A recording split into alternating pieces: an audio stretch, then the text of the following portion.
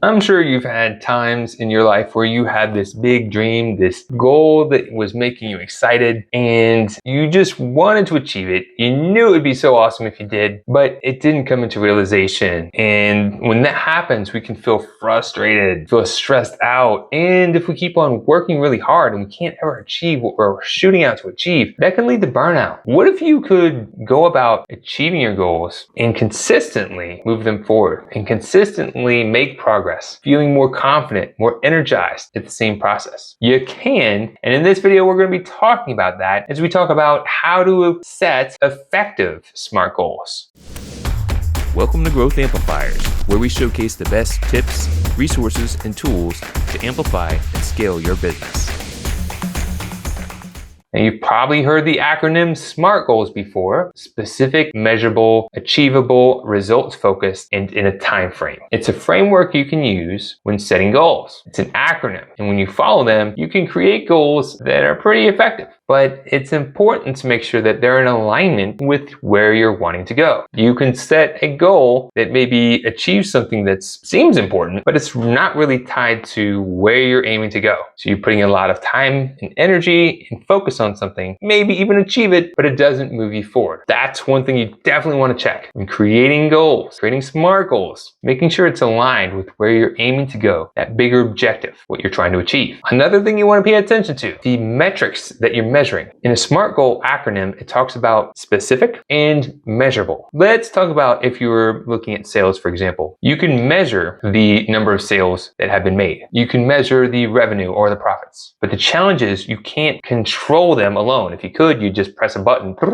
and everything would just work out the way you'd want it to. But if you're going to be measuring things, you want to be focused on measuring the actionable metrics that will influence and predict the result, such as maybe the number of sales calls you make, or the number of email campaigns you send, or maybe the number of marketing advertisements you put out. These are the things you can act upon that will influence and predict the result. Making sense? So question, how effective do you believe you are at setting SMART goals? On a scale of 1 to 10, 1 being, I'm awful at setting SMART goals, I never do it. And 10 being, I'm a pro, I always achieve my goals. 5 being about average. I get to connect with a lot of business owners, business advisors, and even some of the best advisors that know what they should be doing, don't always do what they should be doing. It's very common. That's why it's helpful to have a group to be a part of, or someone to help hold you to be accountable. So we're going to talk about another thing that you should consider when creating effective SMART goals. It's to involve your team, involve your inner circle, or your coach, or your advisor. And if you're a coach or an advisor that doesn't have a coach or an advisor, you need to get one and practice what you preach. We all have a blind spot and we can't see it. That's why it's called a blind spot. So we need to have people who can help us see more holistically, help hold us accountable, and challenge us to be the best version of ourselves. The cool thing about sharing your ideas, what you're aiming to achieve with other people, and working with them to set goals, you'll get that holistic view and you'll start seeing synergistic thinking happen. This is when someone shares an idea and someone else gets an idea from their first idea and they bounce it back, which then gives this person a new idea and they bounce it back. And before you know it, an idea was created that no one would have thought up on their own, but together they're able to come up with new solutions, new ideas. How you can really refine things to be better. So if you're creating goals, involve your team, involve your inner circle or your coach or your advisor. And if you don't have one, if you haven't worked with one in some time, I highly recommend that you do. They'll challenge you, they'll help you see your blind spot, and they'll help you grow. When you're working with that person, make sure that you continue to come back and think of what's the bigger objective that I'm trying to achieve. We're going to set a goal, we want to achieve it, but is it achieving the bigger objective? I've shared in another video, OKRs. What's the objective and the key results we're looking for? It's a framework Google uses. It's very powerful for setting goals, and I think it's important because if you achieve a goal, but you didn't achieve the bigger objective, what's more important, then you missed the mark. For example, if someone's trying to get more referrals from their customers and they're sending off email campaigns, and their goal is to send off a certain amount of emails in a certain time frame so they get a certain amount of opens and clicks, they may achieve that goal. But if their objective was to get more referrals, then they could not be achieving the bigger purpose. So you really want to make sure that you're thinking what that bigger purpose is, and you don't get lost at just achieving a goal that's not tied to the bigger purpose. I think you get it by now. So how do you recommend handling disagreements or conflict when you're connecting with people? Maybe you have your team involved and you have differences of opinion. I'd love to see that in the comments. And then last but not least, looking ahead, I was working with a client and she had the idea of launching a book. And she was really excited about this book because she believed that if she wrote this book and put it on Amazon and became an Amazon #1 bestseller, it was going to lead to a flood of new business. I had to ask her some questions to help her think through that a little bit further. I asked, well, what would success look like? And what would this really achieve? What are the assumptions that you may be making with this goal? What are the potential challenges that could prevent the results from happening? Are there any things that you can do to avoid those challenges? Long story short, what she realized is if she just put her focus and energy on writing the book and putting it on Amazon itself, that's probably not going to do much for her. What she needed to do is successfully market the book to her customers, letting people know that she had this book and using it as a marketing tool. By doing that, she was able to effectively get people to realize she had this book, build up some momentum, and it actually started to generate business. Thinking of the bigger picture, asking some questions rather than getting the tunnel vision of just writing the book, putting it on Amazon, and hoping all would just work out. She thought through, had people challenge her to think through different ways of approaching it, made a better plan, and achieved a better result. So question for you, what other things should you consider when setting a SMART goal? Whether you set goals yourself or you help others set them, maybe you have an idea that might help others if they're tuning in. Love to see that in a comment. So now practice this for yourself. Create a SMART goal, determine what it is, share it, think about what you could do to improve. If you're familiar with the process of setting SMART goals, that's great. But what's one thing that you could do that maybe improve your goal setting? Even just one little tweak or adjustment can make things even better and better. Question for you, what's one suggestion you would have that would help others when creating goals? Maybe it's something that you've learned from the mistake. Maybe it's a tip that you picked up along your way. If you could share that, that would be awesome. So here's to you setting your effective SMART goals, enrolling your team to help you achieve it, and then taking that action, feeling the confidence and reward that comes from consistent persistence. Here's to your success.